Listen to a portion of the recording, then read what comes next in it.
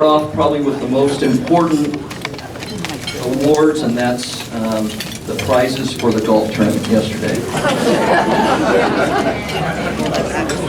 Can I please have a representative from Team Rhineland, Team Burris, and Team Knowlton? We had a three-way tie for first place, so we have gift certificates for all 12 of the players. So, come get it.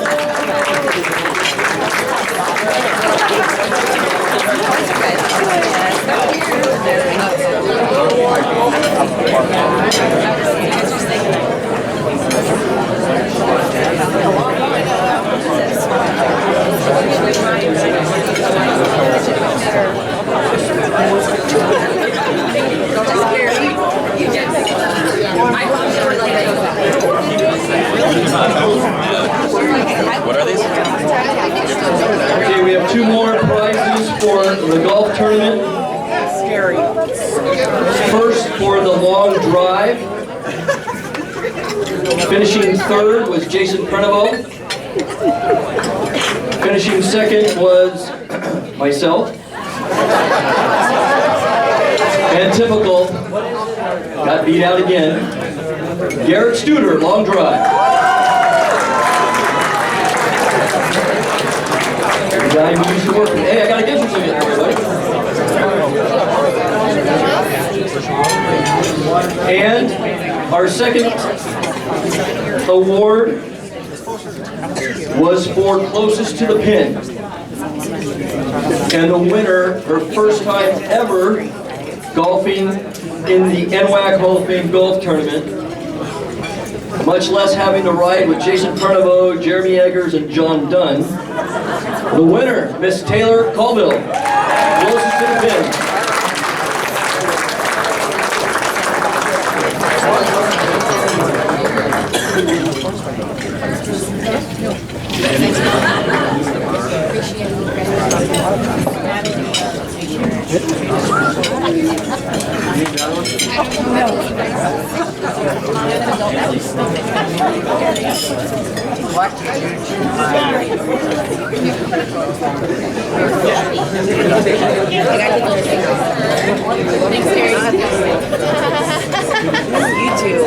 Okay, we'd like to acknowledge, first of all, our Athletes of the Year 2022. So tonight we're going to have Greg Sheely, the board chair of the executive board of the NWAC, to come up, and along with Greg will be Brandon Williams from Baden Athletics. Baden is a great sponsor of the NWAC for, I think, 30 years and a great relationship. So, Athletes of the Year, if you're here, we'd ask that you please come up, receive your award, and you'll take a picture with Greg and Brandon Williams. If your athlete is not here, because we know they're at home studying for finals, right?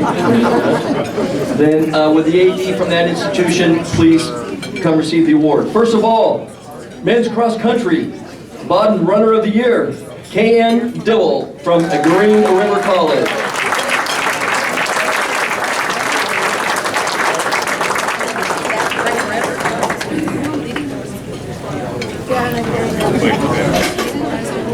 I like that. Way to go, brother.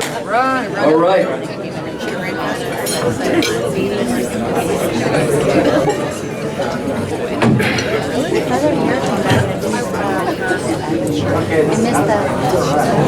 While they're taking their picture, the women's cross country Baden Runner of the Year from Whatcom Community College, Isabel Anderson.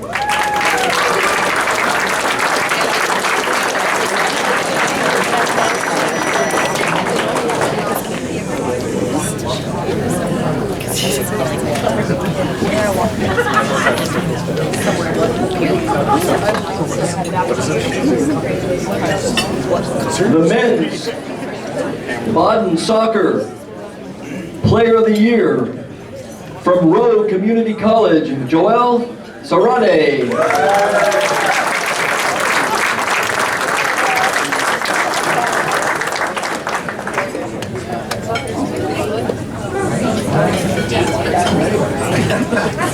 The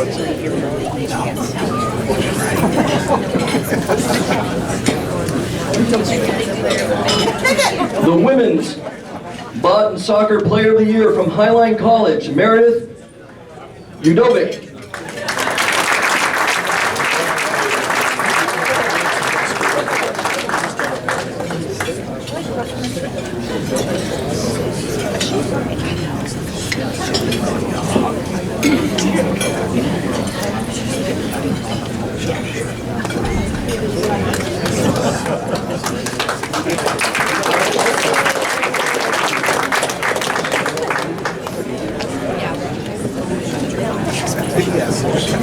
The volleyball Baden Player of the Year from Lynn Benton Community College and NWAC champion, Shaylin Gray.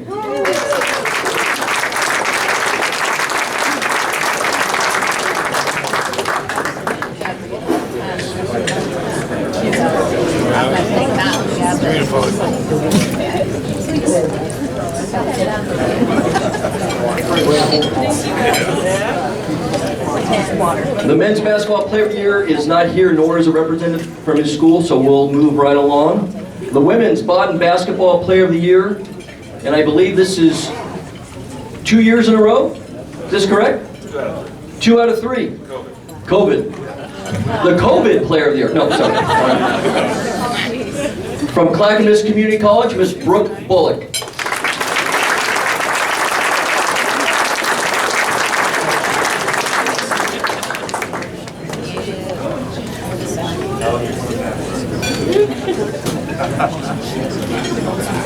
One more.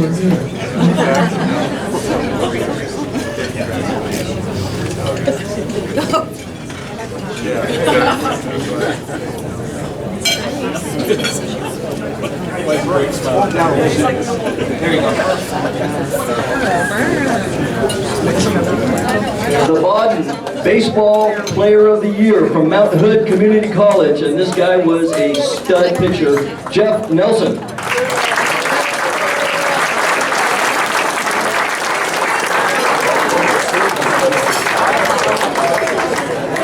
We take care of our pitchers, we give them a bat.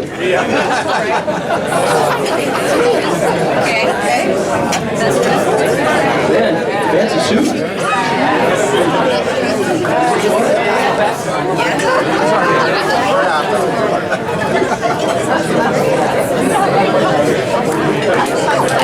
The men's golf player of the year from North Idaho, James Swan.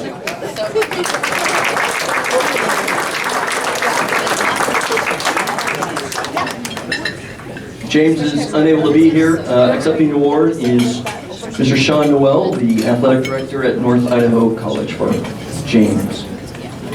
As he's making his way up, the women's golfer of the year from Bellevue College, Sarah Lawrence. Sarah cannot be here, so Jeremy Eggers, the athletic director of Bellevue, will receive her award.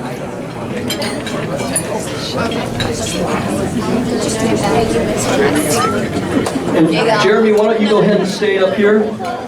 Okay. We'll skip because the Bellevue kids couldn't make it tonight. So Jeremy's going to be receiving the award for Dario Ristovitsky, I'm sorry, who's the men's tennis player of the year.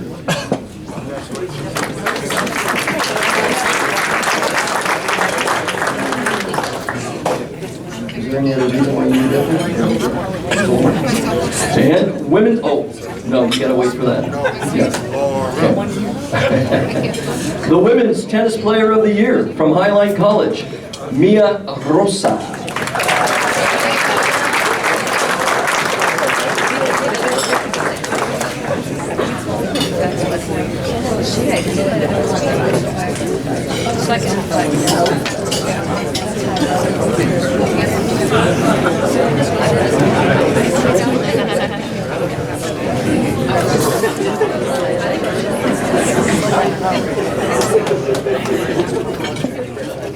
Men's track and field, Baden Athlete of the Year from the Community College of Spokane, Bradley Phyllis. Accepting the award is Jim Fitzgerald, Athletic Director of the Community College of Spokane.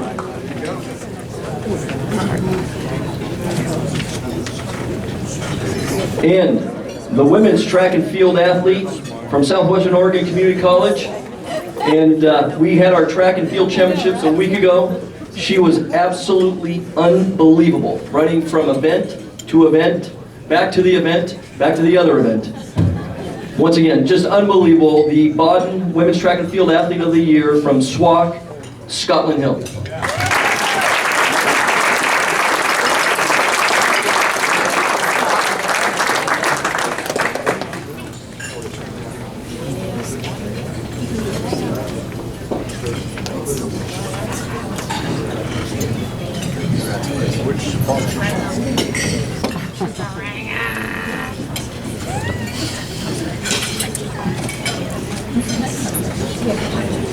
Congratulations to our athletes of the year.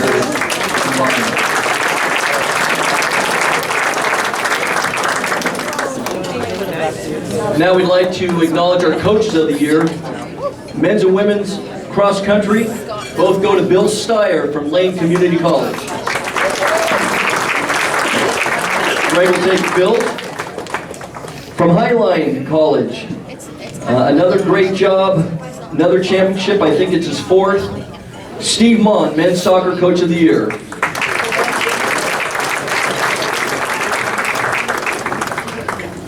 Accepting the award for Steve is Assistant Athletic Director at Highline, Mr. Makoa Rosa.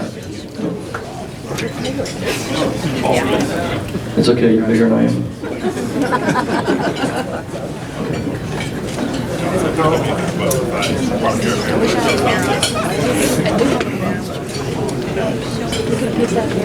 Soccer, Women's Soccer Coach of the Year. From Peninsula, Canyon Anderson.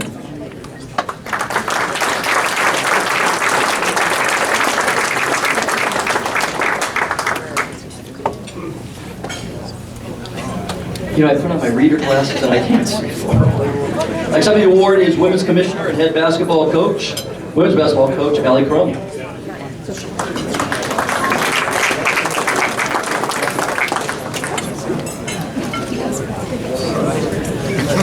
The Women's Women's Volleyball Coach of the Year from Lynn Benton Community College, the legendary Jamie Frazier.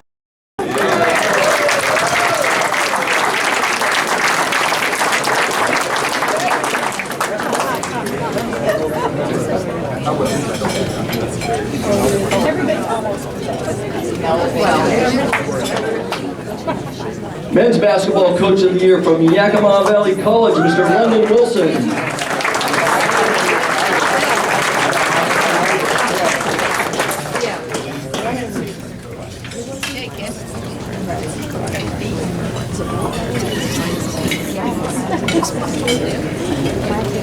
Women's Basketball Coach of the Year, and probably one of the best basketball games we've ever seen with the shot at the buzzer. Unbelievable game. Women's Basketball Coach of the Year, Mr. Lucas Myers, Lower Columbia College.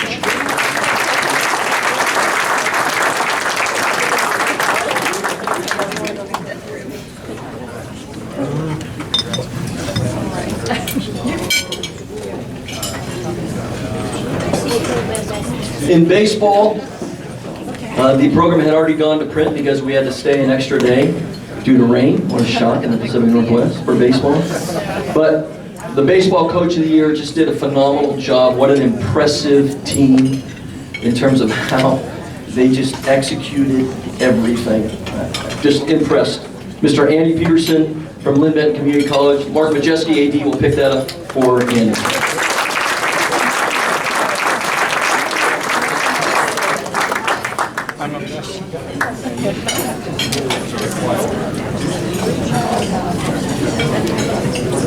Men's Golf Coach of the Year, Mr. Russell Grove, North Idaho College.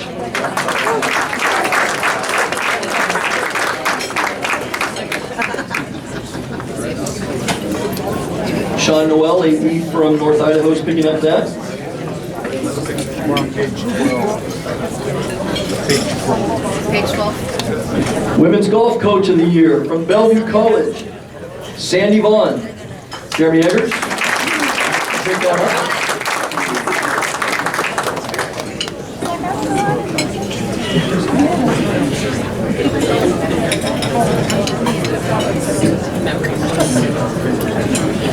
Softball Coach of the Year. Once again, it was phenomenal to watch this team play. I don't know if in my years in the NWAC I've seen a team from top to bottom hit the ball as hard from 1 to 9, 1 to 10 as this team did, and then turn around and execute bunts, sacrifices. It was really a pleasure to watch. They were by far, I think, the top team. Women's Coach of the Year, Miss Brittany Hendrickson.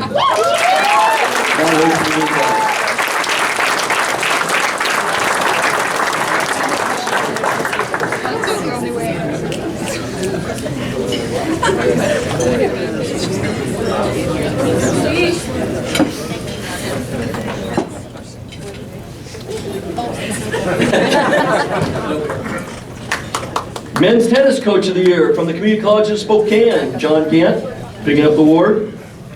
Mr. Jim Gant.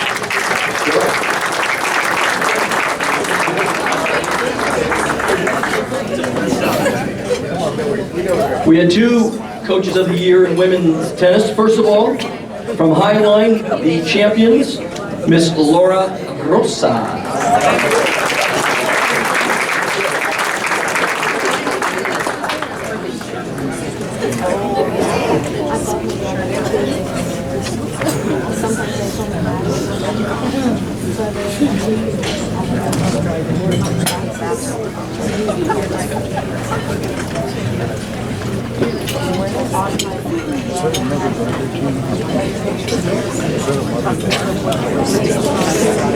And the other Women's Coach of the Year in tennis is Micah Baron, and Jeremy Eggers will pick that up as well.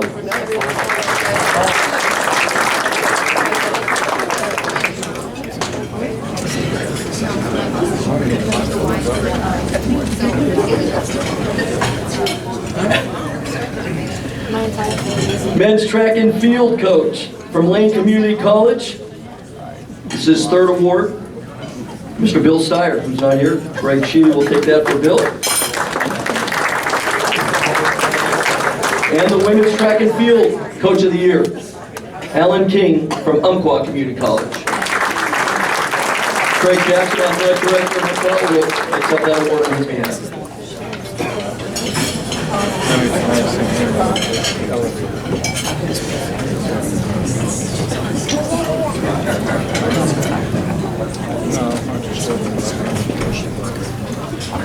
All right, let's acknowledge some of our student athletes and administrators. But before we do that, we have one more award to give to one of our student athletes who was the Baden Athlete of the Year in softball, and that is Miss Kate Hopkins from Walla Walla Community College.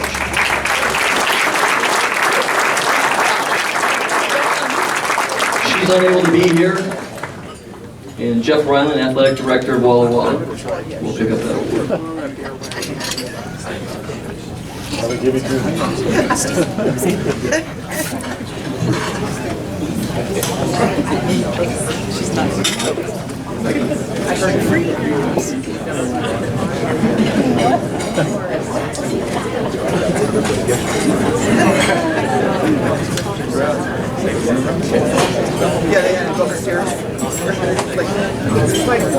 Now we'll begin the scholarship portion of our awards and administrative awards. First of all, Tyler Bundy has been a superb leader in the Chemeketa Community College volleyball program these past 3 seasons. In 2021, Tylee was a sophomore all-star as a defensive specialist. She shined in the classroom, completing 132 credits with a cumulative grade point average of 3.95. She'll transfer to Oregon State University in the fall and begin her studies in environmental science with a specialization in applied ecology. Tylee has served the volleyball community by helping with youth organizations as well as clinics, passing on her passion for the sport. She has been a solid teammate with her genuine encouragement, reliability, and persistence. Ladies and gentlemen, Miss Tylee Bundy.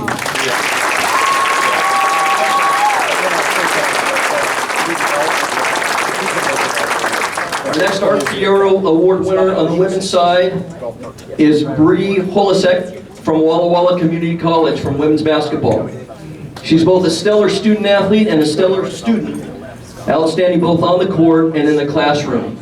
Arriving at Walla Walla Community College, she was ready to take demanding classes and play for a demanding basketball program. She's majoring in biology and taking demanding classes, and currently has a 3.93, has been on the president's list every quarter while at Walla Walla. Her involvement with Walla Walla throughout the 2 years she has been at Walla Walla extends outside both the classroom and the court. She's highly active in all ASB programs and on campus. As a first-year student, Bree applied for and got one of the student activities assistant positions. This year on the court, she was voted East Region Player of the Year. Bree averaged 17.6 points per game, second in the NWAC, only to Brooke Bullock, who was named NWAC Player of the Year. Accepting her award is her coach, Bobby Hazeltine.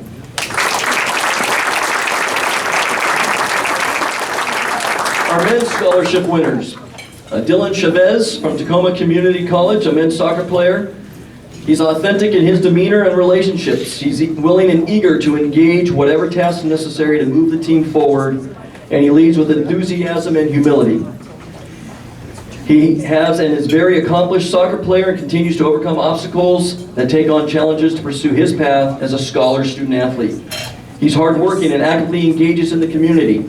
He has volunteered time with the Tacoma Rescue, working on the behalf of the homeless and food insecurity.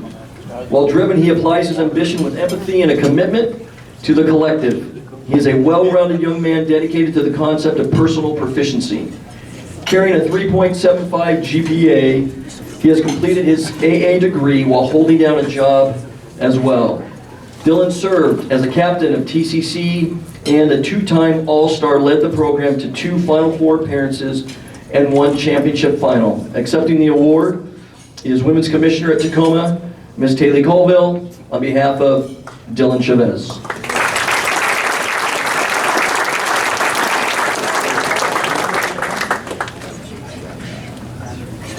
Our second male scholarship winner is Mr. Alex Soul from Mountain Hood Community College Baseball.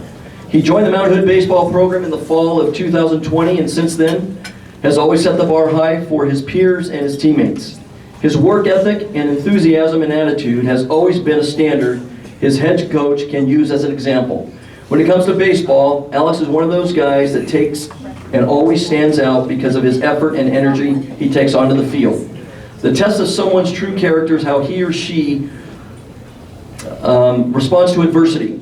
Alex has passed that test with excellence, in my opinion. This is according to Coach Brian Donahue. As a first-year student in 2020, Alex had to take on the challenge of learning and adapt to a new level of baseball, and also not being a starter when the year began. By mid-season, his opportunities grew, and by the end of the season, he ended being an everyday starter and an all-region player. He has continued this path into his sophomore season. On the field, he has been a significant contributor to the Mountain Hood baseball team and is currently hitting .360 on the season. He's a stellar student in his time at Mount Hood and has maintained a perfect 4.0 cumulative GPA. He has received numerous academic and athletic honors at his time in Mount Hood and has been named to the President's Honor Roll during each of his terms, and will receive his AA this spring, Associate of Science degree. He's earned NWAC All Academic Honors and was recently named to the NWAC Leadership and Excellent Team. Ladies and gentlemen, Mr. Alex Soul from Mountain Hood Community College.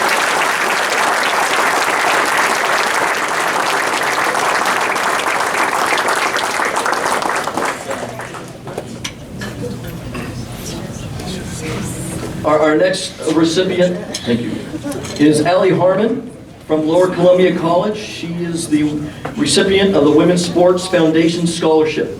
Over her 3 years at Lower Columbia, Allie's amazing character growth and shine through all of her work in the classroom, on the basketball court, and in her everyday relationship has been tremendous.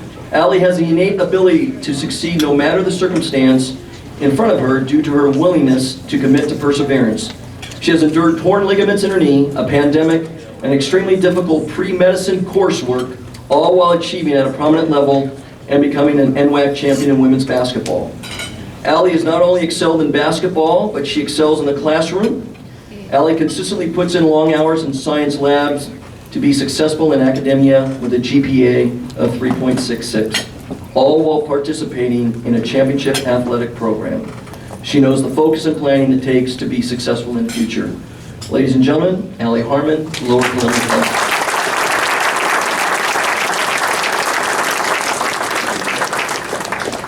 Our next two awards are for two administrators, and I'm not going to read everything.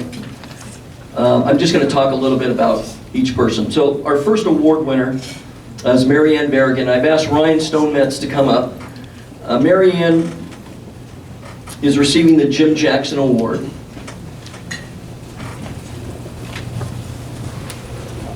And a couple years ago, we established a scholarship in the honor of Jim Jackson and this award.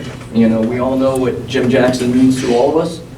And Ryan has stepped up in terms of the efforts to support the scholarships. And Mary Ann Berrigan has done an incredible job at Treasure Valley over the years as she served Treasure Valley and the NWAC in a variety of levels. Whether it's a women's commissioner, whether it's her job in the business office or what have you. A lady of integrity, a lady of a principle, and a tough lady who makes tough decisions because they're the right decision, and she holds people accountable, and she's extremely reliable and dependable. And part of this honor, in honor of Jim Jackson and in honor of Mary Ann, the recipient, is that Ryan and other people who have donated this fund, we will give two scholarships, one to a male student athlete and one to a female student athlete of Mary Ann's choice to use at their next level. So, in honor of Jim Jackson, the winner, Mary Ann Berrigan.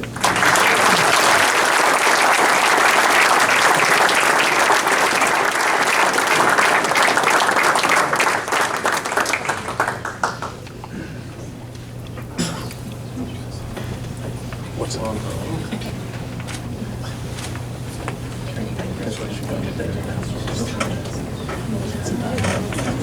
Our next award goes to Rick Ross from Peninsula College. Rick has been there at Peninsula for quite a while. I think he became the AD in 2000.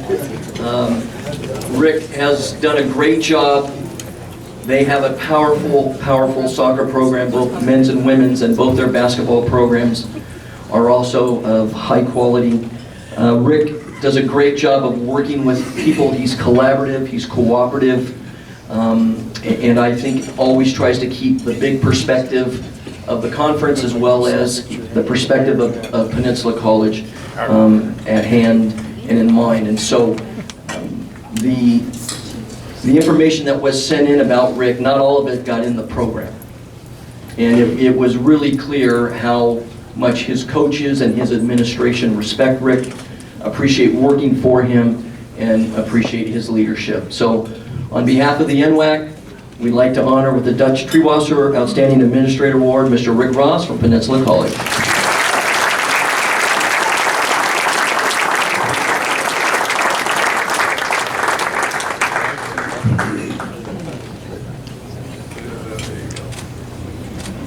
Great. All right, if I could bring Kirk Rowland up, we're going to detour here real quick. He's going to talk to you about some action and some fun we're going to have here, and once we do that, we'll take a little break, and then we'll work on some of these Hall of Fame inductees. Mr. Rowland? Okay, everybody on your table, you've got a big white envelope there, and stuff it full of cash, please. It's the dessert dash. And Allie, next year we got to look at having a barcode or what's the fancy maze code thing they call? QR code. We need to put one of those on there because that'll be like massive. There's an ATM machine up in the lobby. I've already been there. Okay, we're going to continue on while we get the information on the desserts. And then we'll take another break to eat the desserts. Before we induct our teams into the NWAC Hall of Fame, there are a couple other things we would like to take care of. First of all, we'd like to ask any current NWAC Hall of Famer to please stand. Anybody here who's a current NWAC, please stand. I'd like to give you a hand. Yep. Thank you. Fred Schnell, who goes Marley, all the way Montana.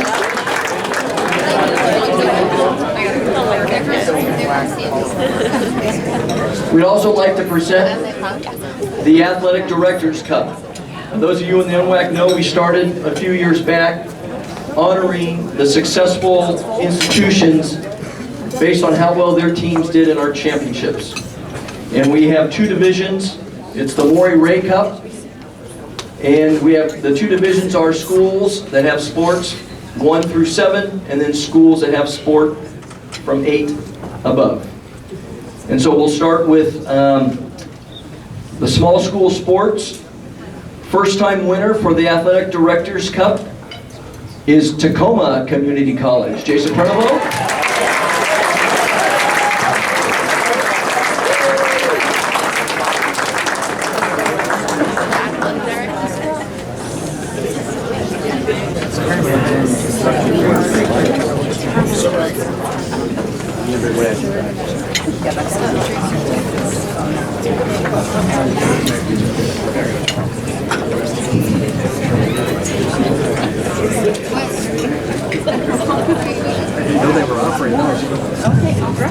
And for the schools with 8 sports or more, once again, the Community College of Spokane, Mr. Fitzgerald.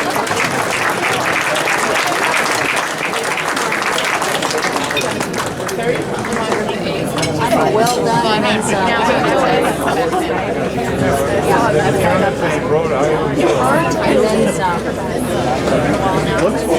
Okay, let's begin with our induction ceremonies.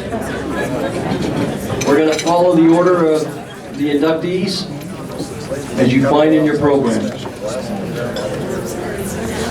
First of all, the 2000 Mount Hood baseball team. Led by NWAC Hall of Fame head coach, Mr. Gabe Sandy. The Mountain Hood Community College Saints, Southern Region co-champions, traveled to Lane Community College, the Southern Region co-champions, and won a 1-game playoff to enter the tournament as the #1 seed from the South. A week later, the Saints defeated the Lower Columbia College Red Devils to win the 2000 NWAC Baseball Championship. The Saints and Red Devils played 3 times in the tournament, splitting the first 2, and the Saints winning the championship game. 9 players from this team made first and second team All-Southern Region. 4 members made the All-NWAC teams, and NWAC MVP was Mike Davies. During spring break, the Saints traveled to Arizona and defeated the then #1 team in the country, Central Arizona Junior College. 4 players went on to sign and play professional baseball, and 8 players went on to play baseball at the 4-year level. 6 of the 8 played Division I baseball. I was sharing with Coach Donahue that this team won the championship at Wenatchee Valley College. I was there helping to host with our athletic director, Sandy Cooprider, and I will never forget the intensity of those games with Lower Columbia College. And it got so intense, both benches emptied, and they just came out to have a discussion. And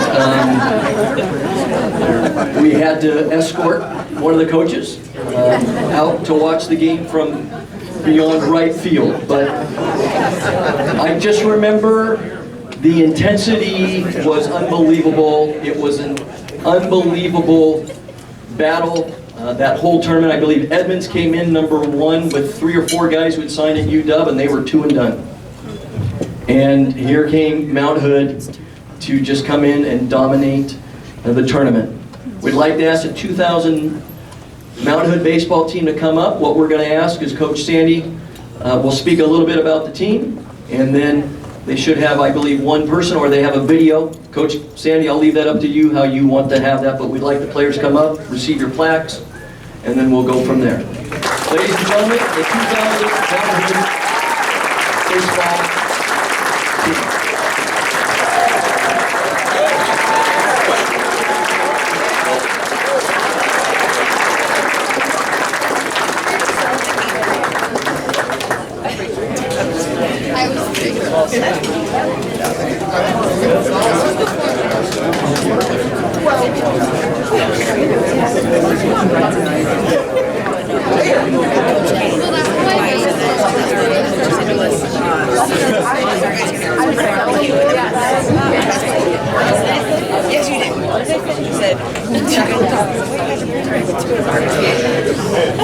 Good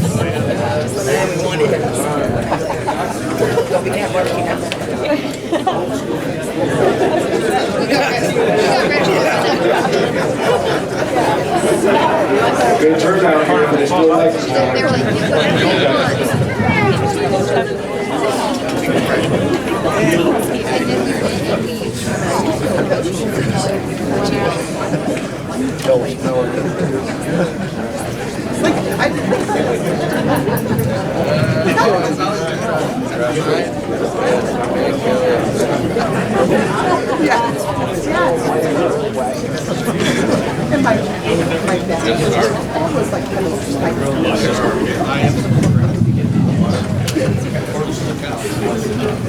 Okay, so we're going to keep this short because we got a 6.5-minute video that's going to play after this. So I know you guys are going to be disappointed, but Greg and I are going to talk for like 30 seconds each because our video is going to take up the time. And the reason why we did the video is, one, the college was great. They assigned it to a couple students on the campus, so that was fantastic, and we're hoping it turned out great. And also, too, I wasn't sure if I was going to be able to be here. So, and really, I wanted to be able to say something about everybody on the team, and you can't do that right here and now. So, 2 things about this team. Everybody on this team knows that this NWAC championship was won in a parking garage in a hotel in Arizona on spring break. Okay. And I kid you not, that's where we won the NWAC championship. That's the first thing I'll say. The second thing I'll say is really great pitching staff on this team. Obviously, Brian Burris is going to get inducted here later as a pitcher, and he pitched in the major leagues, and the other guy was the NWAC MVP. And we had 2 right-handers. One next to me here is going to speak. Greg signed with the Giants. The other one went and pitched University of Pacific, and just the staff was so deep. But that really wasn't the story. We went down to that NWAC tournament, and I found some of this out when I got the great news we were getting in, that we actually, since they went to wood bats in '99, this team scored more runs than any team, and we averaged over 9.7 runs per game and over 11 hits a game. So with the great pitching staff that we had in the tournament, correct, thanks Bruce. Great pitching staff that we have that you would think that we were known for. Coach L and his hit dog showed up and raked and carried us, and that's real talk. So thank you to my Mount Hood family, Kim and Rochelle, and all the heavy hitters that's been along the way, Fast Freddie Schnell, and Rod Nielsen, and Jan Sweet, that, back in those support days, I couldn't have done any of this. And there's so many more other people I want to thank, but I'm going to exit it, give it to Greg, because we got 6.5 of the video. And one last thing, because I got to do it. I'm looking at it right here. Meadow was the softball coach when I was a baseball coach, so she was like my little sister, because brother, sister, we have to share facilities, and I'm so proud of you, you're so deserving. And besides Stebbins, there's no secret, besides Coach Stebbins, Meadow's the best coach to ever coach at Mount Hood. That's for next year.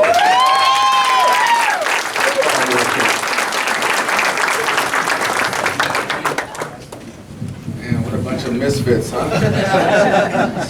It's kind of the story of this team, though, and that's what we were. Kind of a mismatch thrown together from all over, all different walks of life. And, to be coached by 2 NWAC Hall of Famers, and Coach Stebbins and Sandy, I mean, how lucky, were we? So, that was awesome. But I think that's a testament, too, to Gabe. Anybody who knows Gabe, he can recruit. He can recruit the hood, and he'll go recruit the country the next day.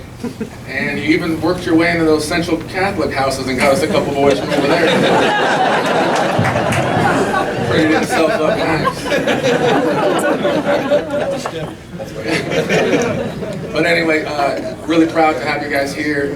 Thank you for the award, and looking forward to later tonight, boys.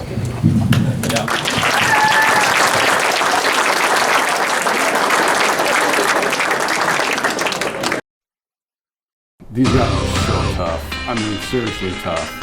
Physically tough, mentally tough. You didn't want to play against them. You didn't want to play flag football against them. I mean, these guys are tough guys, man, and they really love to compete. The talent on this team was destined to win this championship, no doubt about it. Literally the best baseball team to ever play baseball at Mount Hood. Jamar Adams, strong, and had the clutchest 2-out knock. I always remember that moment.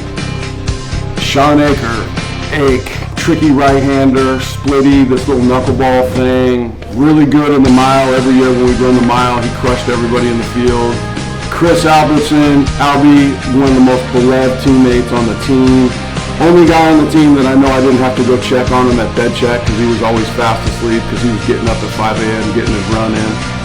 Mike Andrusko led the state of Oregon in hitting his senior year of high school. Was really happy to land him as a recruit in that good recruiting class. Jared Brown, Brownie, a speedy guy, good short game guy, push and drag. Matt Regard threw some really good games for us. Very confident, very easy to coach, very likable. Always appreciated the pushback that he would give on me. He always liked to challenge everything, and I love that about him. Brian Burris, underrated with the bat, really nice swing. Obviously got famous pitching with parts of 6 years in the big leagues. I still think to this day he's the only guy on this team that went against Clayton Kershaw and Roger Clemens and beat them both head-to-head in the same year.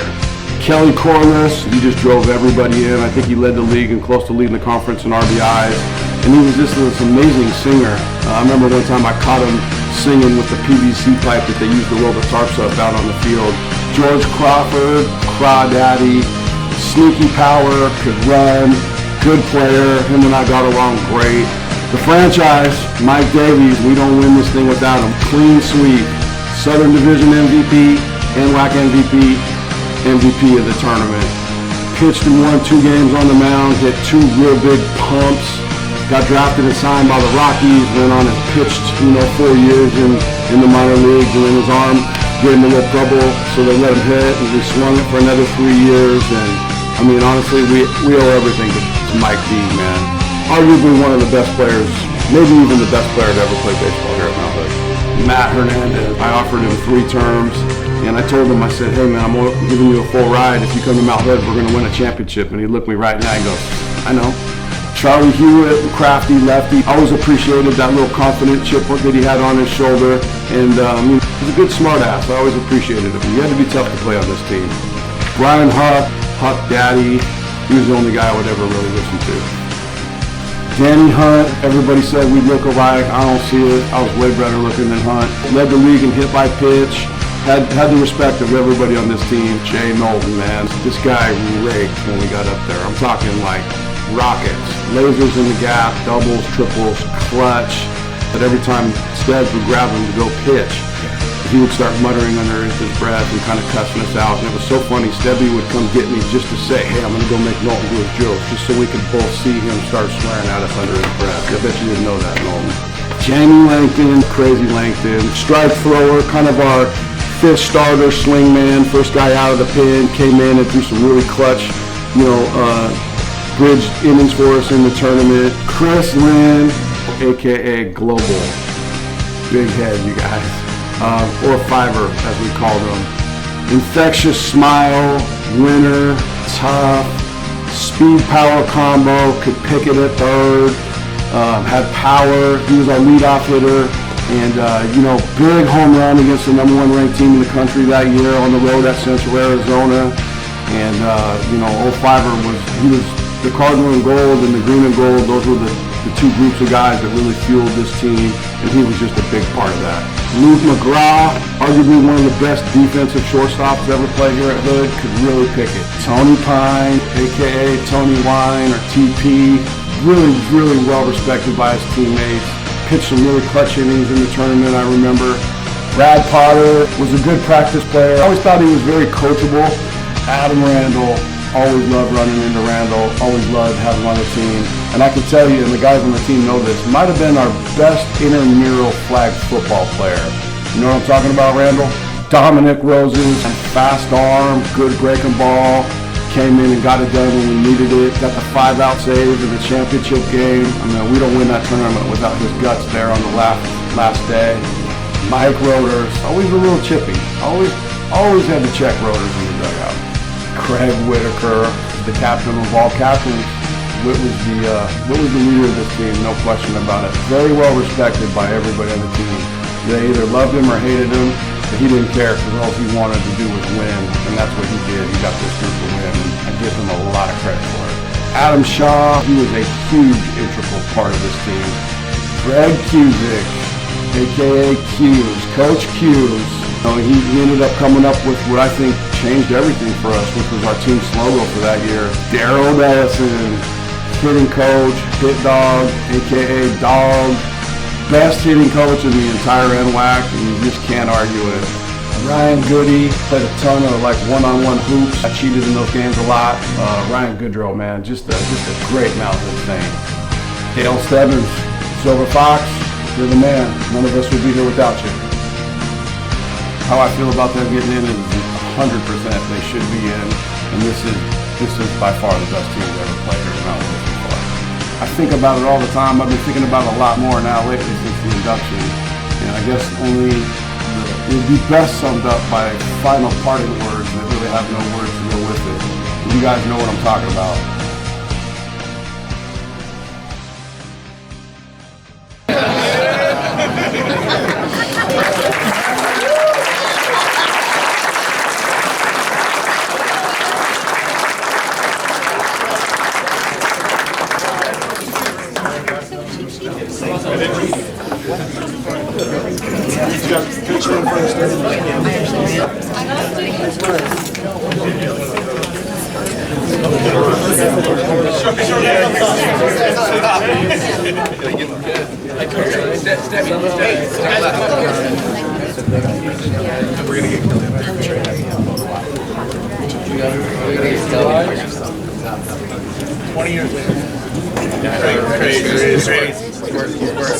Drop that to me.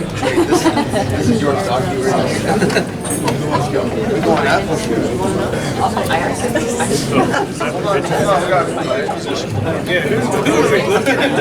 We got 40. There's a camera in the middle. I can see that.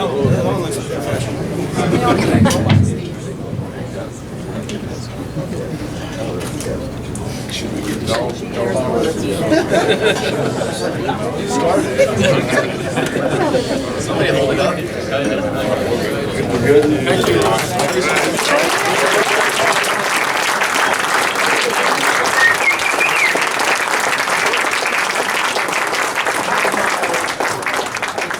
Congratulations, 2000 Mount Hood baseball team. Now we'd like to induct the 2008 Chemeketa volleyball team. Ladies, if you want to go ahead and start making your way up while I'm reading. Under the direction of Coach Terry McLaughlin, the Chemeketa Storm volleyball team set a record in 2008 by going undefeated in South Region play, won 50 matches in a row, and finished the season 50-0, culminating with the NWAC Volleyball Championship.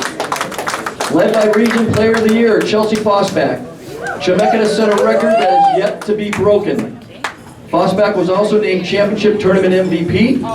Standout performers included First Team All-League and All-Championship Team honoree Tabby Smith, Alicia Sigley-Jones, First Team All-League and All-Championship Team Amber Mathy, Second Team All-League Portia Ellison, and First Team Championship Team Portia Ellison.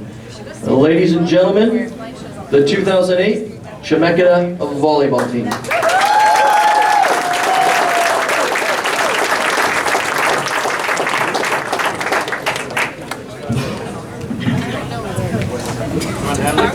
Whatever you guys want to do. I mean, you can go first.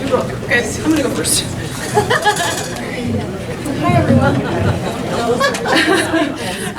Speech was talked about on Monday, so I have a couple notes. But truthfully, thinking about how to encompass this year of this team in 5 to 7 minute speech, it was kind of challenging because it's to put that much fun and joy and life into that beautiful 6-minute video. It's hard because there's so many things that you want to relive, that you are reminded of, the things that you did together that maybe weren't just volleyball or baseball, but the fun that you had as a team and as a family. So some things I want to talk about that are gonna, maybe you won't laugh at because it wasn't your team, but we will. Like triples, pit drills. Just get the ball over the net. He would put his beepers on when he'd back up the volleyball cart. Beep, beep, beep, beep. He'd also handshake you, but he would go for the knucks and you'd go for the handshake, and then he'd just hold your hand. And even though we were his teammates, we always thought it was funny. Perfect. Perfect. Did I get it right? Perfect. Perfect. Just some things that we thought about. He also dressed up as a shark, our coach, Terry. And then just other things like knowledge and fun and family and life and composure and leadership are the things that I can just like draw from that he did and taught us. Me for the 2 years that I got him, and then for the year that we were all together. Our record was 50-0, which is pretty awesome.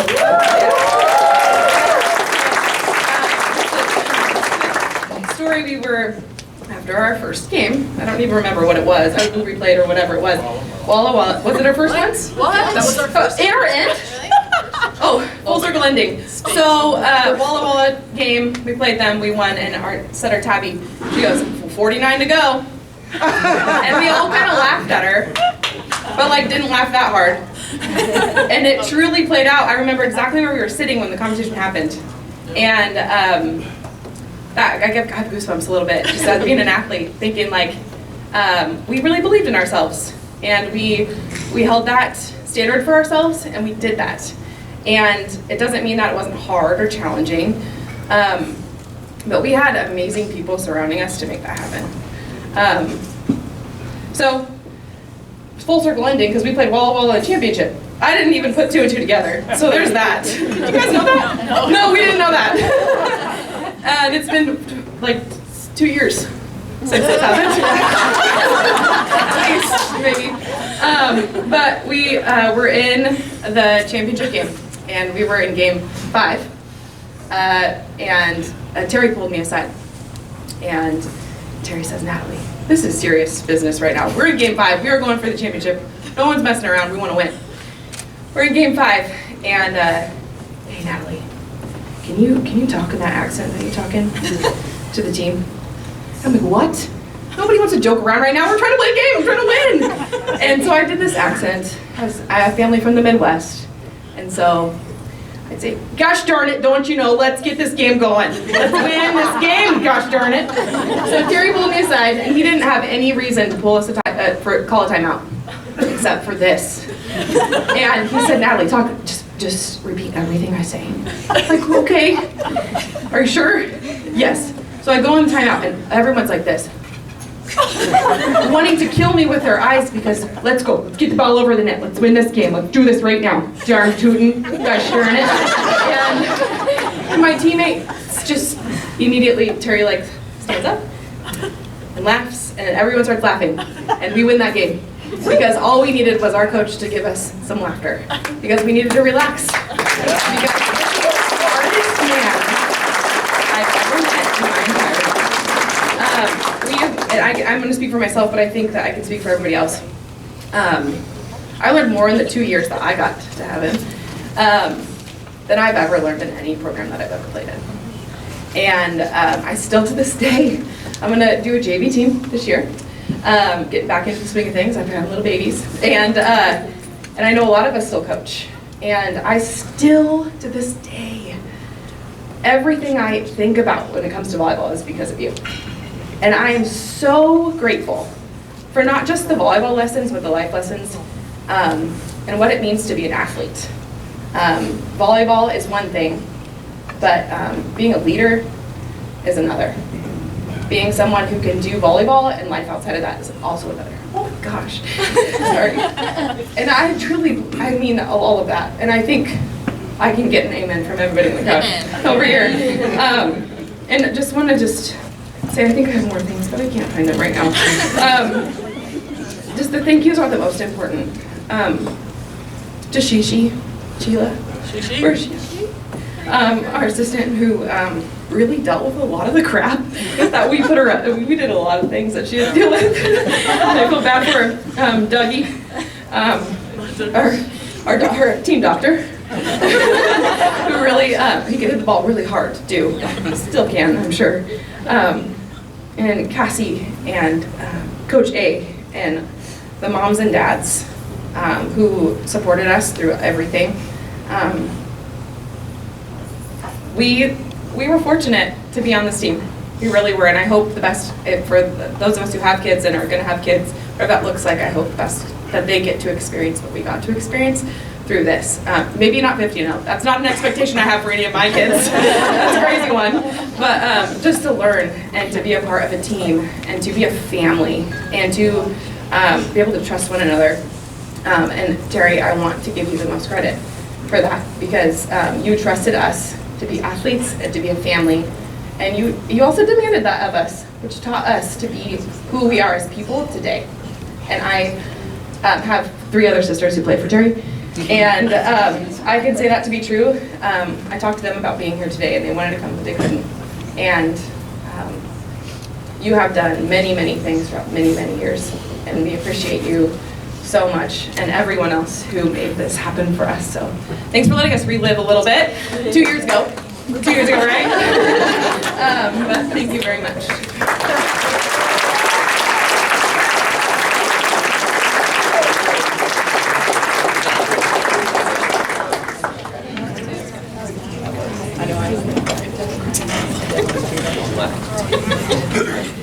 I absolutely should have spoken before, Natalie. Thanks to Natalie and to the team. But I also follow the Mount Hood group. That's a tough act to follow. Congratulations. And thank you, Marco, Allie, and all the others who organized this and the staff here at the Monarch. I know I'll probably get some facts incorrect when I talk about this, but I'm going to try. Yes, we were 15-0, but the reality was it wasn't easy. And I know they don't forget that. After winning our first match, as Natalie said, somebody said it. And I was like, yeah, okay. I don't know who said it, but Tabby. One down, we're done to go. The team probably doesn't know this, but in that same year of 2008, out of the 300 Division I teams, Penn State was undefeated. Out of all of the NAIA teams, nobody was undefeated. Division II teams, nobody was undefeated. Division III, nobody was undefeated. And in the 1,400 community colleges that play volleyball, this group was the only one that was undefeated.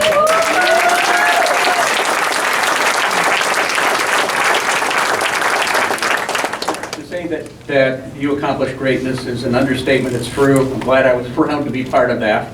I told the team before the first match that we were going to play wall-to-wall because Tim Toon was a great coach and the team was always good and I wanted to challenge him first.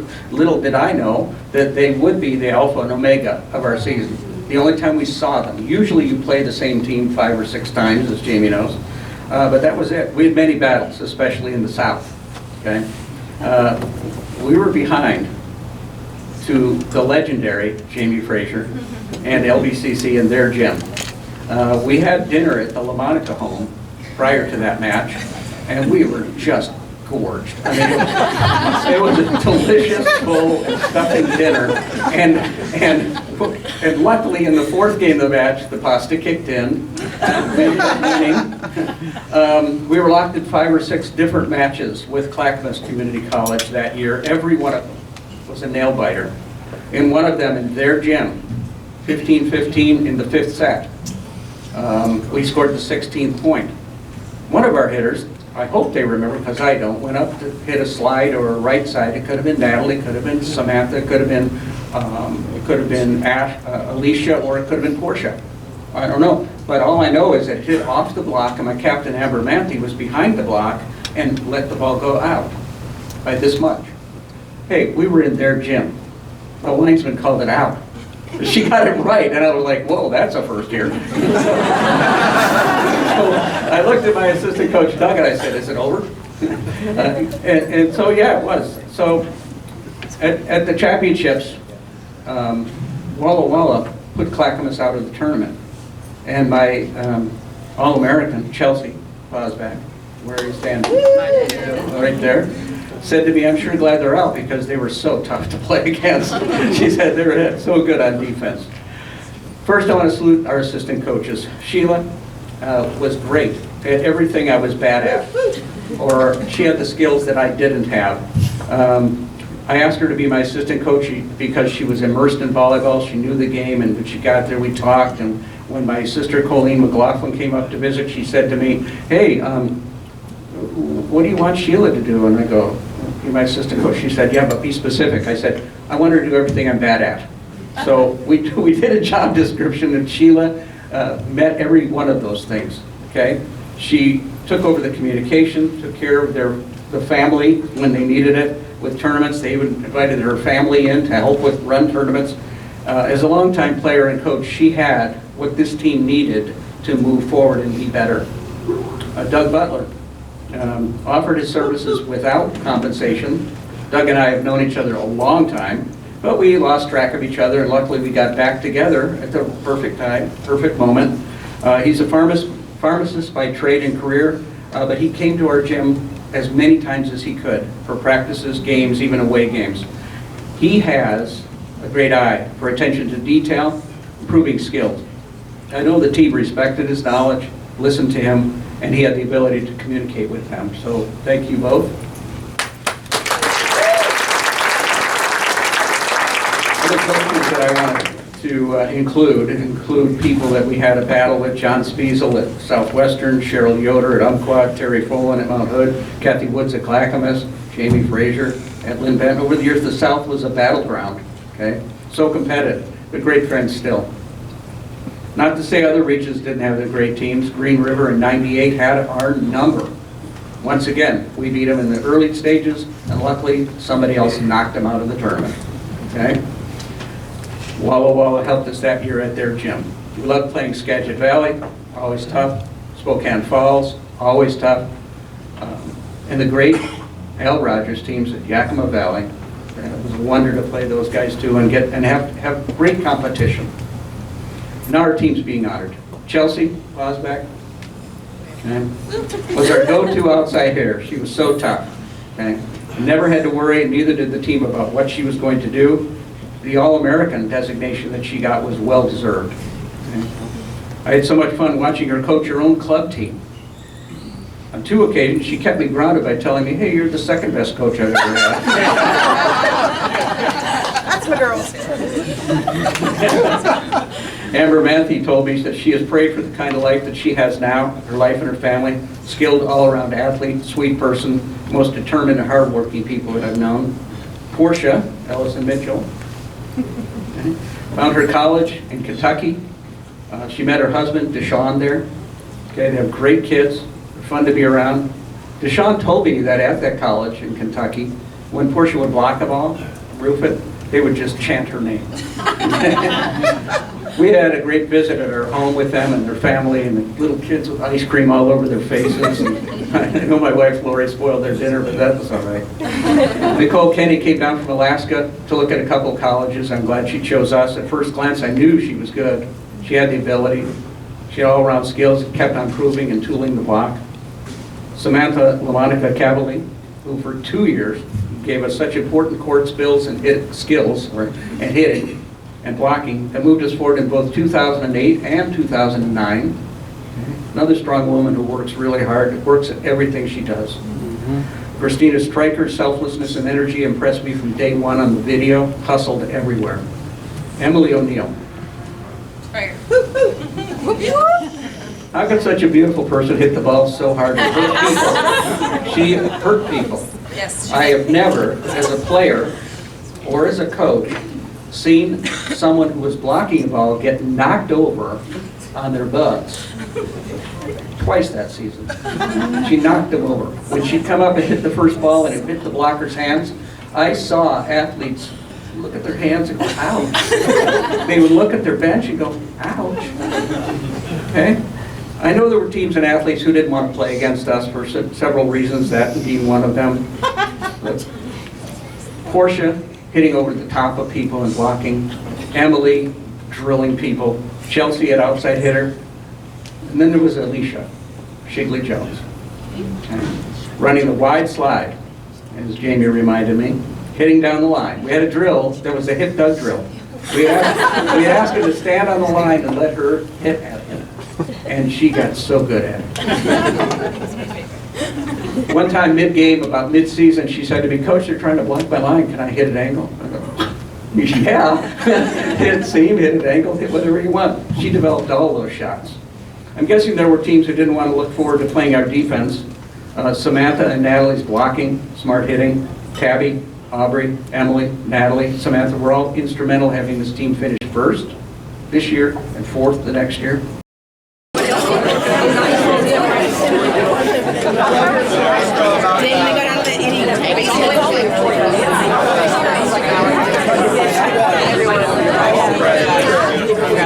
Okay, we're going to move into our individual inductees as you're enjoying dessert. Our first individual inductee comes from the Mount Hood Community College baseball team. While playing baseball at Mount Hood Community College, Brian Burris was a Southern Region MVP, first team All NWAC, first team NWAC All Tournament team, and was a key leader of the 2000 Mount Hood NWAC Championship baseball team. Played 16 years of professional baseball, parts of 6 years in the major leagues with the Baltimore Orioles, Pittsburgh Pirates, and the Toronto Blue Jays, as well as internationally in Taiwan, Mexico, and Venezuela. Burris recently served as an assistant coach at Mount Hood for 2 years and was a head coach for the West Coast League for the Cowlitz Black Bears. Burris completed his degree in economics from Portland State University, paid for by the Major League Baseball College Scholarship Plan. He graduated summa cum laude with a 3.9. That's great. And then to hear that he battled Kershaw and somebody else and beat him. Ladies and gentlemen, NWAC is proud to announce and induct into our Hall of Fame, Mr. Brian Burris.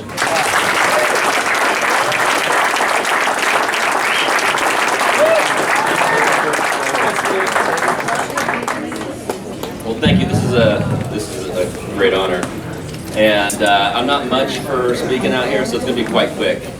Honestly, I want to thank, and it's great that I'm able to be here with my team and coaches that I've spent so much time with over those 2 years that were really the building block for the rest of my career. And so honestly, I just want to thank you to the coaching staff and the players that really made what my baseball career was, setting that foundation. And yeah, I appreciate everything. Thank you.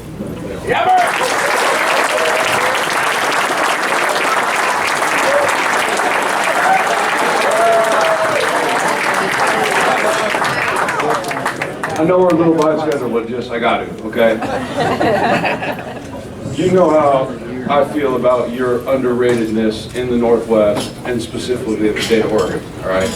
I saw this guy strike out Melky Cabrera, Derek Jeter, and A-Rod in a row. I'm not sure if Jeter and A-Rod are really good, but I know Carrera is pretty good. This guy flies under the radar of one of the great pitchers to come through East County. He went to San Barlow High School, and so he's very humble and very shy. And this Hall of Fame recognition is overdue for him, and I'm super glad. And this is a gift from us to him, so I want to make sure everybody.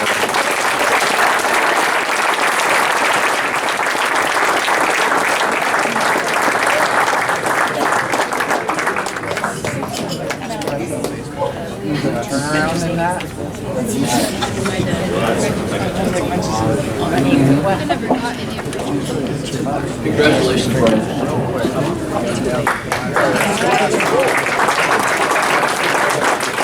Our next Hall of Fame inductee, Mr. Dave Dangler from Lynn Benton Community College. While the head baseball coach at Lynn Benton Community College, Dave Dangler won the OCCAA baseball titles in '78, 1980, and 1983. And his 1977, 1979, 1981, and 1982 teams finished as runners-up. In the 7-year span at Lynn Benton, his teams won 214 games and had a winning percentage of 718.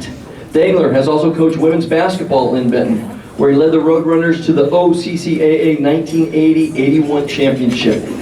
They were ranked number 3 nationally by the Associated Press. Their record of 28-2 is still the best in school history. Ladies and gentlemen, the NWAC is proud to induct into the Hall of Fame, Mr. Dave Dangler.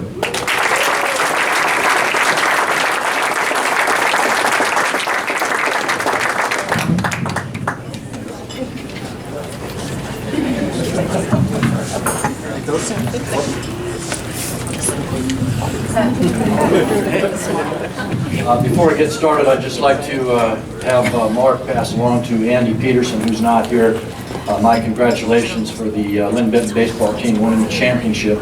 They're right back on top where they need to be.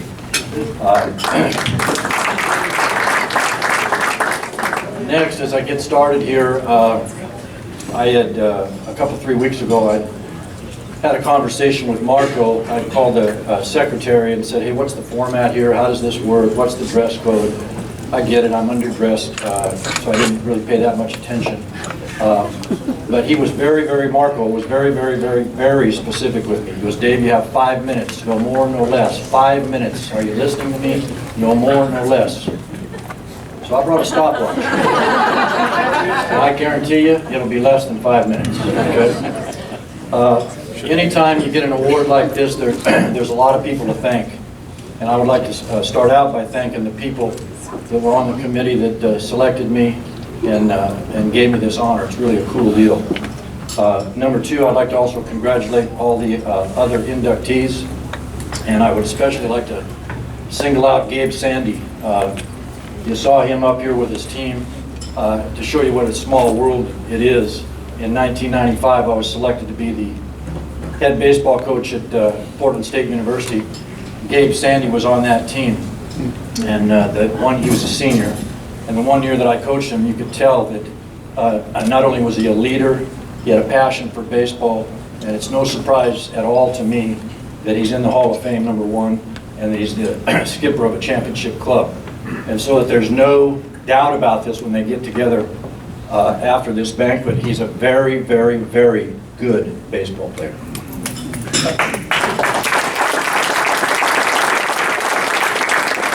second guy I'd like to acknowledge is sitting over here to my right. In 1976, which I get it is a long time ago, I was coaching a Babe Ruth baseball team, and Dick McLean pulled up in a car. I was coaching third base and stopped and said, hey, when you get done with this game, I'd like to talk to you. Okay. And afterwards, he said, hey, I'd like to see if you'd like to be the head baseball coach at Lynn Benton Community College. I didn't have a job at the time. I was finishing up my master's degree.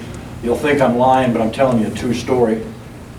When I was done with my master's degree, my wife and I had $75 to our name. Okay, so it was really fortunate, and I really want to thank Dick for taking a chance on a 26-year-old guy that had never taught before, and I'd coached, okay, but not at the junior college level, so thank you. On that Lynn Benton academic staff, there were 3 people that I think were instrumental in my development as a coach. The first is Butch Kimpton. He's in the Hall of Fame already for the NWAC. As Marco mentioned, I was also the women's basketball coach when they started the program there. I'm very proud of that, and it was an enjoyable period of time for me, coaching the women as well as coaching the men's baseball team. Butch Kimpton gave me a lot of advice in the basketball part of things on how to do it and how to be a better basketball coach. I thought I could handle it because I'd played high school basketball, and I quickly learned I didn't know very much about basketball, and he helped me a lot. Dave Bakley was my best friend, lived across the street from me.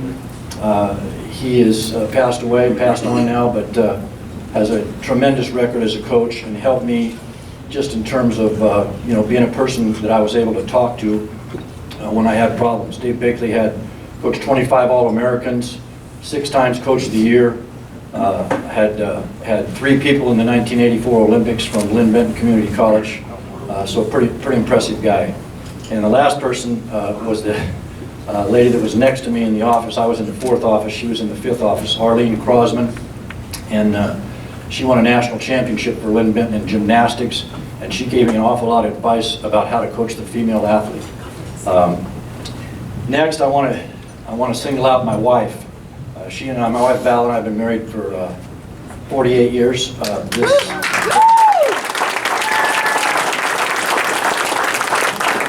will obviously be 49. She's not able to be here tonight, but for all the people that are sitting here that have significant others, being a coach is tough.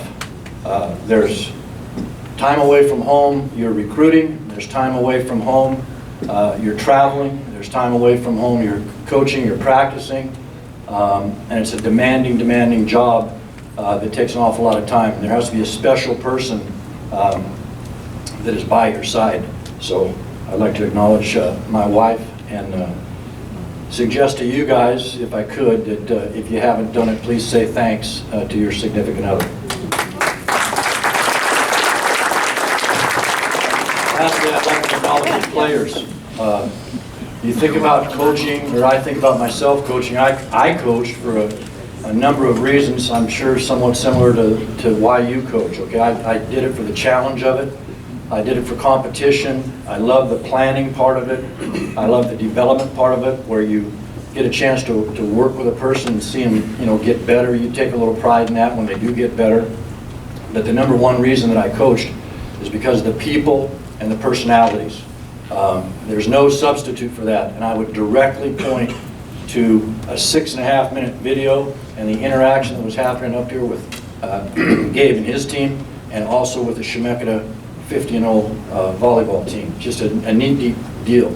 Long time ago, somebody said to me, hey, athletics is really neat, and there'll be a lot of wins and losses along the way, but you'll forget the scores, and what you'll remember and what you'll have are the memories. Okay, and that's exactly what I have. My time at Lynn Benton, the 7 years that I spent there, were the 7 best years of my life, and I'm happy that I did it. I appreciate the award. Thank you very much.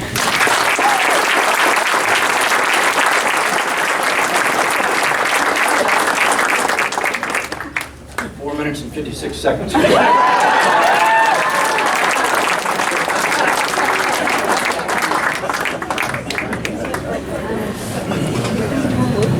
Our next inductee is Terry McLaughlin, Temecula Community College head volleyball coach. Terry spent 16 years as head volleyball coach of the Temecula Community College volleyball team. Under his leadership, the Storm won 5 league titles and finished in the top 2 of the Southern Region 11 times. His teams qualified for the NWAC Championship Tournament 13 out of 16 seasons. The Storm placed in the top 4 of the NWAC Championships 9 out of 13 times. Temecula Volleyball won 3 NWAC Championships and had 3 seasons of at least 50 wins. As you guys know, the 2008 team went 50-0, and upon his retirement, Coach McLaughlin won 574 matches and has a winning percentage of 75%, and has won numerous Coach of the Year honors. Ladies and gentlemen, the NWAC is proud to induct Terry McLaughlin.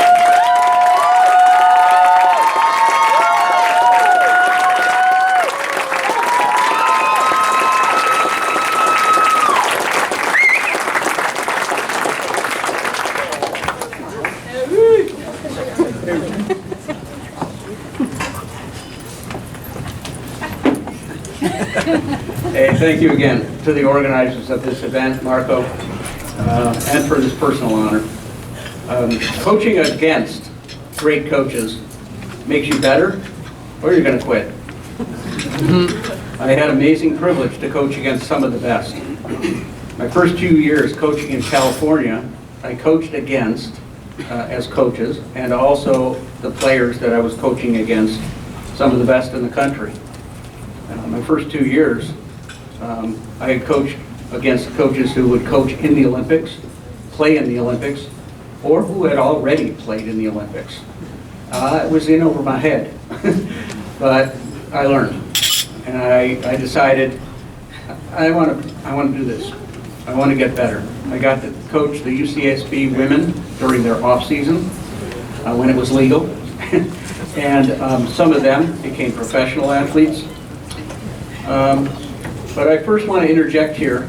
That was in 50 years ago now. Title IX came around 50 years ago. I was just getting my feet wet into coaching, and I realized this is something different. Because when I was in grade school, high school, there weren't a lot of women athletes. They weren't showing up. I mean, yes, in the Olympics, yes, but not everywhere. Well, I got in on that ground level, and I'm so happy. And after this 50 years of Title IX, the U.S. women's soccer team is getting equal pay. It's about damn time. other strong coaches that I coached against that influenced me. My 11 years as a high school coach at South Salem, Sandy Kurz was in our league. Sandy Kurz went to Chemeketa. Sandy Kurz asked me to come out to Chemeketa and follow up on her. Judy Lovery at Corvallis, great coach. She went to Western Oregon. One of the best coaches I've ever seen. Steve Penzinger, Peg Reed, the list goes on. My coaching at Chemeketa, the coaches in our southern region provided battles every night, as I've stated. Terry Folan, Kathy Woods, John Spiesel, Cheryl Yoder, Jamie Frazier. Kind of a nightmare league in a good way. And I've had some great assistant coaches in my head coaching life. Okay. A former player of mine and a friend of many years, Socorro Hernandez, met me earlier tonight. Still a good friend, helped save the program at Chemeketa when it was on the chopping block. Gave an impassioned speech, helped turn the tide during that time. So proud of the fight that's in her. She got her master's degree. She's teaching now at the highest level. My two assistants here tonight, thank you again. Doug, Sheila. Eric Stevens was with me for 5 years. Mark Kane was part of 2 championships in 1987 and 89. And then in 99 when we, 98, sorry. And in 99 when we didn't win it all, he looked at me and said, I'm done with you. We can't win it every year. He went on and helped Oregon State women volleyball on a volunteer basis. My friend and assistant who was with me for several years and recruited 4 of the women who received an award tonight, Rick Lehman, great blocking coach, a good teaching coach. Thank you, Cassie Belmotis, for asking me to come back to coaching after you had already made your decision to change coaches in 2008. And for being the very best athletic director I've ever worked with. Thank you. And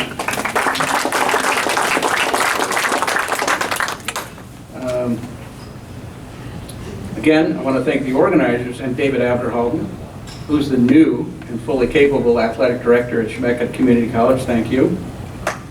In addition, Coach A.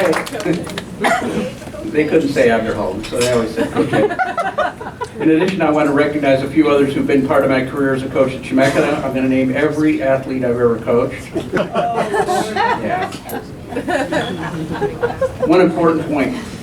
Have you ever noticed that when something goes really well and you're watching a sporting event on TV and something great happens, people go like this, they raise their arms and they jump up and down sometimes, but they're always like this. Have you ever noticed that? Okay. 2008 team at 50-0. Please just raise your arms one time for me. Okay, thank you. I'm fully aware that I've missed many, but there is really one that supported me through thick and thin. That is my wonderful wife of 27 years.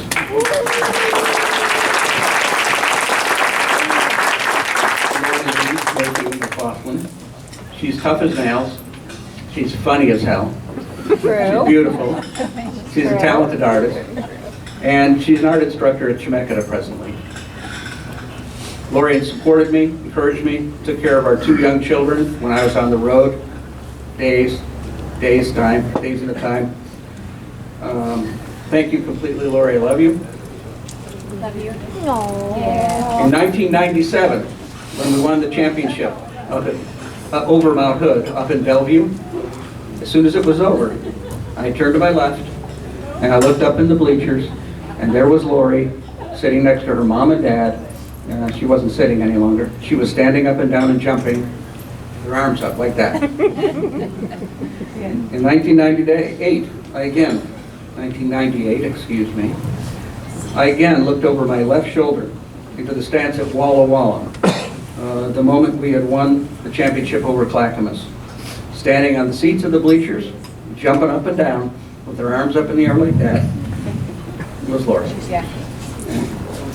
In 2008, I knew where she was sitting, but I purposely spun to my left so I could look at her over my left shoulder for some reason, and on the bleachers, and again, she was jumping up and down with her arms over her shoulders. So tonight, Lori, you're here with me. Girl. Let's celebrate together. Do it. Lori, just raise your arms.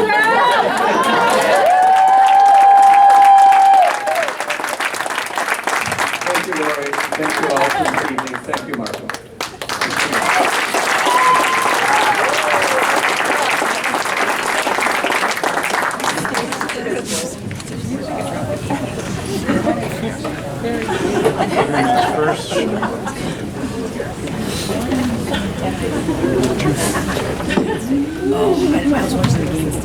Meadow McWhorter was a head coach at Mount Hood Community College between 2002 and 2016. During her tenure at Mount Hood, she won 7 South Region championships, 5 NWAC championships, and was named the NWAC Coach of the Year 4 times, and her staff was named the National Fast Pitch Coaches Association Coaching Staff of the Year 3 times. While at Mount Hood, McWhorter's teams were not only successful on the field, but excelled in the classroom as well. Her leadership was recognized not only by her peers at Mount Hood, but across the conference, and her student athletes were an excellent reflection of the outstanding qualities that McWhorter possesses and instills in her students. McWhorter was fiercely competitive, but also was a strong supporter of improving opportunities for girls and women of all ages. She was also an advocate for all students at Mount Hood and worked closely with the Associated Student Government to provide voices and equitable opportunities for all students. Ladies and gentlemen, the NWAC is proud to induct into the NWAC Hall of Fame Miss Meadow McWhorter, Mount Hood.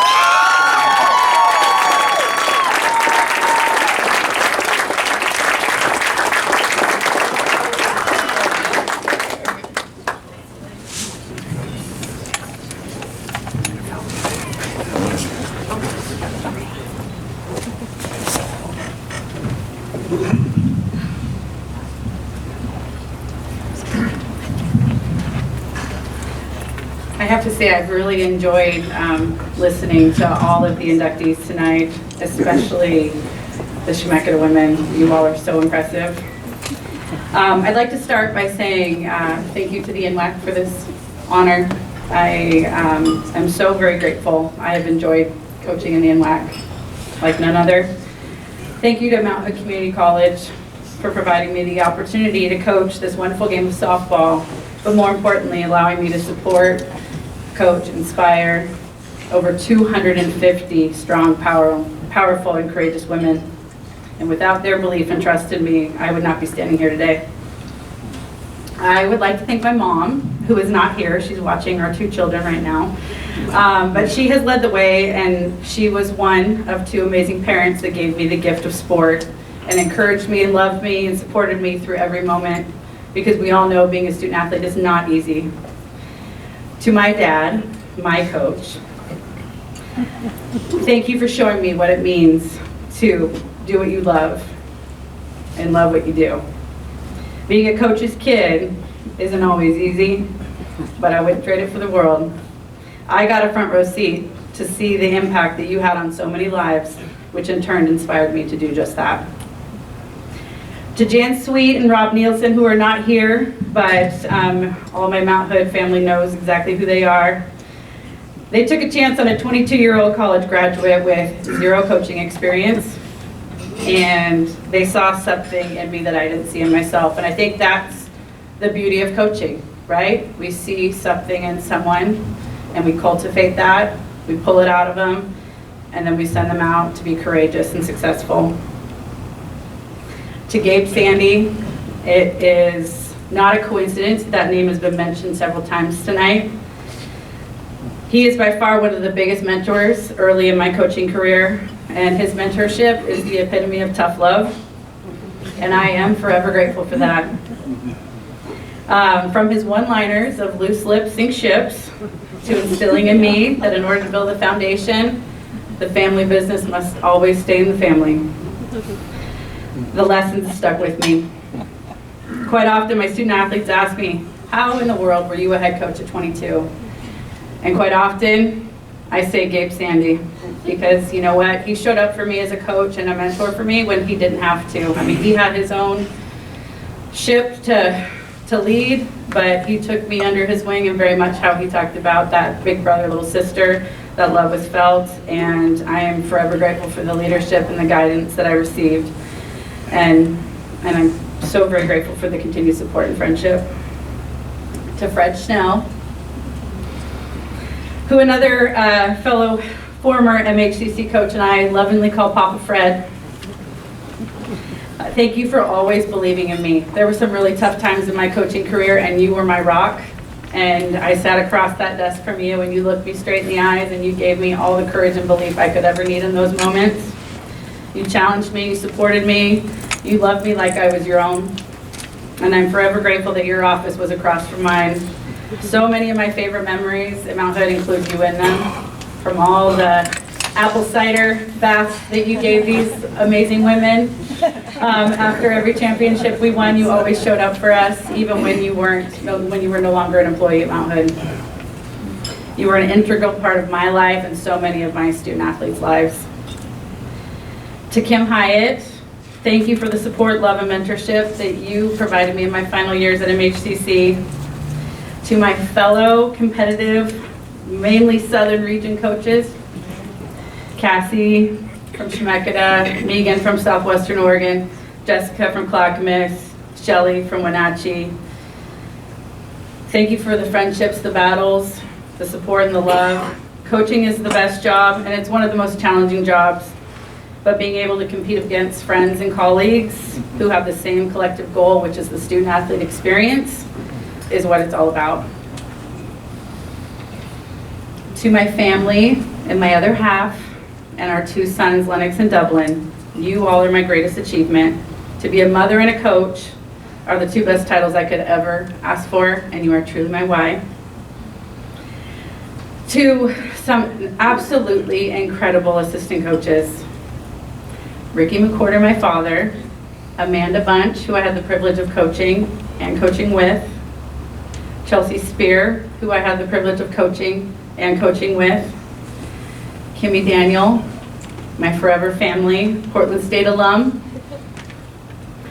and a life changer to so many people, and Amy Greeno, who was a Wenatchee Valley alumni but came and enjoyed the Hood family.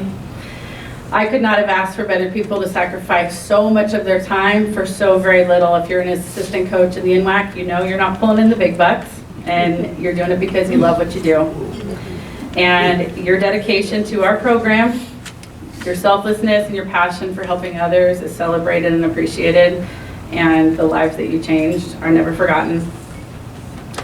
And finally, to the exceptional women that I have had the absolute privilege of coaching, thank you. You're the reason why I'm standing here. Looking around this room, I am so proud to say that every NWAC championship that we battled for is represented in this room. But more importantly, my Hood family is in this room. And when I look back on my time at MHCC, it's not the achievements that I remember, it is the moments. And that was spoke about earlier. It's the people, the growth, and the family that we created, from our Championship Monday runs, to Gratitude Tuesdays, to daily language, to midnight practices, and many more traditions that we hold near and dear, and to all the successes in the classroom, because that's where these women really thrived, and all the growth in practice and in life that have led to bigger moments beyond the field.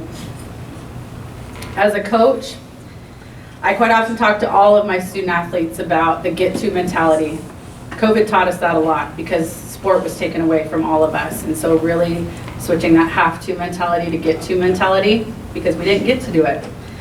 So I feel like as a coach, I get to be inspired every single day by the remarkable women in my life. I get to be a part of their journeys and their lives beyond the game, to watch them achieve every goal that they've set for themselves, to watch them become mothers, to watch them serve our country, to watch them become a foster parent, to watch them become coaches. It's something I'm so very thankful for. And there's an important member of our softball family who's not here today, who I know would have shown up. We lost Carrie Yoder 6 months ago after courageous battle with cancer. And Carrie was a fierce competitor. She was a wrestler. She had very little softball experience, and she decided to come out to Mount Hood and walk on. And I will tell you, I mean, she changed my life from the moment I met her. She's a talented artist, and she was a unique soul. And after the birth of our first son, Lennox, I got a package in the mail, and she sent me a book for our son, Lennox. And after she passed, I found myself immediately going to find that book to feel closer to her. And I turned to the last, for some reason I just turned to the last page, and on the last page, I found a lyric that she wrote by Pink Floyd.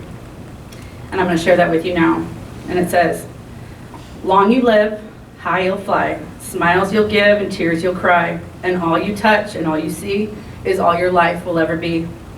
And I think this beautifully sums up the journey of the work we do as coaches, the impact we have in the lives we touch.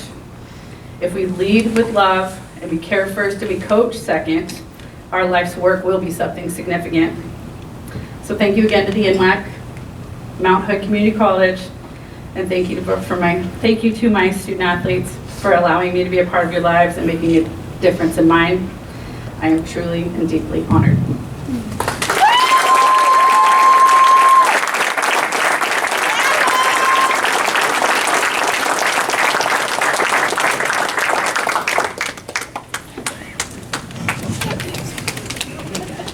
You know, 10 years ago when we came on board, one of the things we wanted to make significant in what we do is about character development.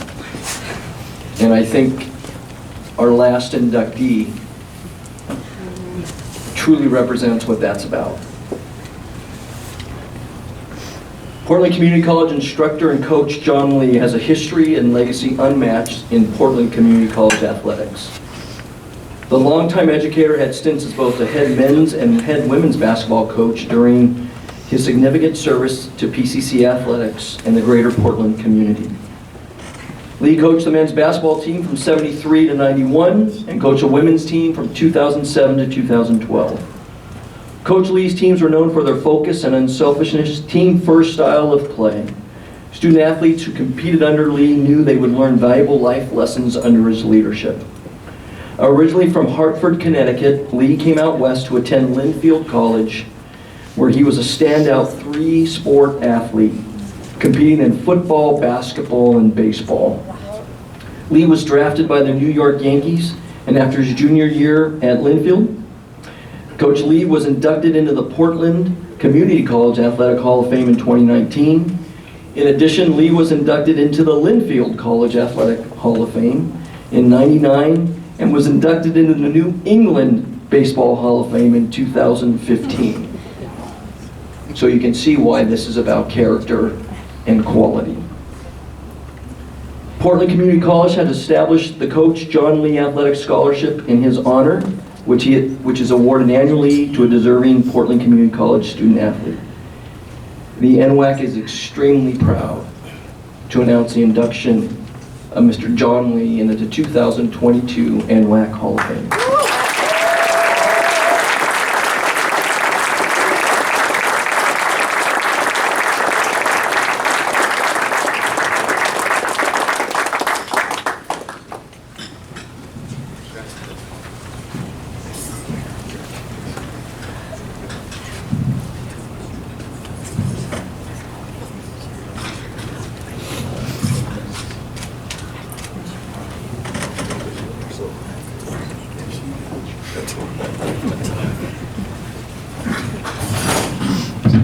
Wow. Thank you. I generally have no problem talking, but when I look back over my life and what took place at Portland Community College for me, I was coaching at Linfield College before I came to PCC. I was coaching in Connecticut before I went back to Linfield. And one of the guidance counselors at PCC told me, he said, there's a job for a PE instructor at Portland Community College. I think you ought to look at it. Well, Portland Community College was the only place that I taught and coached that I didn't know anybody before I came. Because I went to Weaver High School in Hartford, Connecticut. I taught and coached there. I went to Linfield College. I taught and coached there. And Portland Community College was the only place that I didn't know anyone before I came. And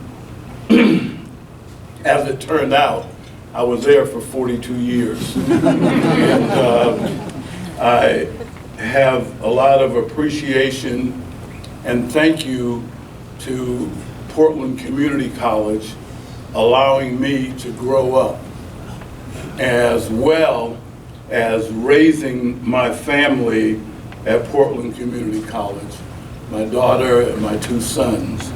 And just a couple of quick stories, funny stories. My boys, 10 months apart, they were real wranglers. They were happy to be in the gym. And I remember it well. We were playing Mount Hood at Cascade, and that's when we were in the airplane hangar, Tony. It looked like a airplane hut. And the game was close, and it was coming down to the wire, and back and forth, and all of a sudden the score clock goes off. And I said, where are they? They were underneath the bleachers. They unplugged the score clock. And I think they were trying to help Daddy. They probably figured if the score clock went off, then we wouldn't lose. So the score clock goes off.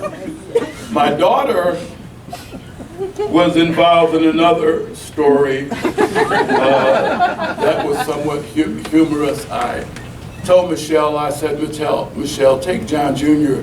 to the bathroom, which was on the other side of the floor, and the bathroom is back in the corner, like most of them.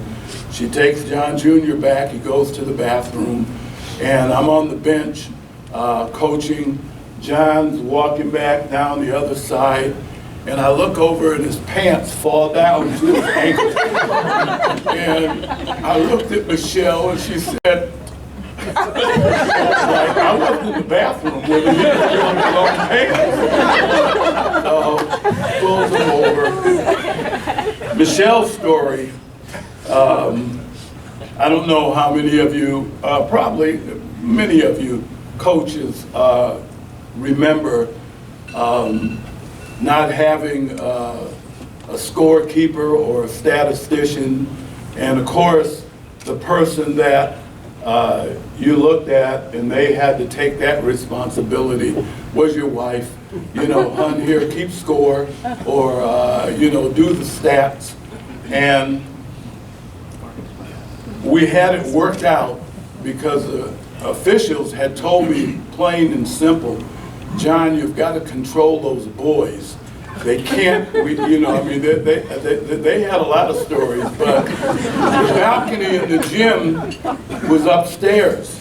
And my wife was keeping the score sitting on the step, and the boys were upstairs, so we thought we had them, you know, had things covered. And I'm in the huddle, it's a timeout, I'm in the huddle, and it's about 15, maybe 20 feet up to the top of that balcony.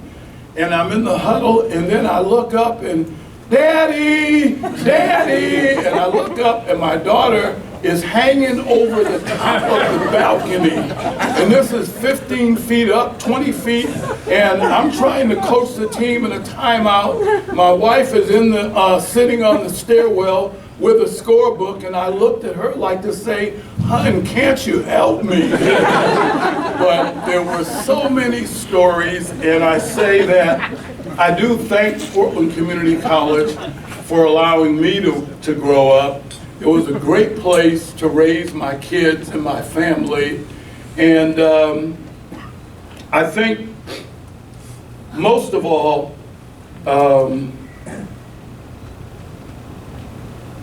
I think I was in Florida, and I got a phone call from Tony Broadus, and Tony called me and told me, you know, we're playing in the NWAC championship. And he calls me back the first night, and he said, we won. And I said, you're no kidding, you know. So he said, yep, we play tomorrow night. So I'm still in Florida. Tony calls me tomorrow night, the next night, and he said, Coach, guess what? We won. And I said, no way, man, you know, they won again. So finally he calls me back And I said, don't tell me, you won. He said, yep, we won. We won the championship. So the only championship that Portland Community College has won, Tony brought us, and I thank Tony, I thank Brad, who I know really pushed for me to receive this award. And I just want to say thank you to both of them. Many of you, my teams have played against, both men and women. I want to say thank you to all of you. I remember the first time someone came to Cascade Gym, which looked like an airplane hangar. And they came in and they looked around and they said, this is where you guys play your games? And I said, yeah, why? Is there something wrong with it? But it was an airplane hangar. And it was what we had. It's all we had, and we made the best of it. And now, across the street, we've got a building over there that's second to none. And it took a little while, but we got it done. So I just want to say thank you to all of you, to the NWAC. Marco, thank you for the honor.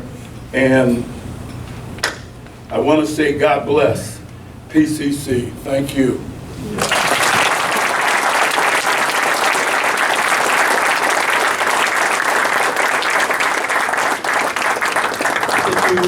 Coach Lee, and I think it's appropriate that we end with your class and your character. Thank you very much for a great night, for the opportunity to share in the experiences of the past and the present with our student athletes of the year, our scholarship winners.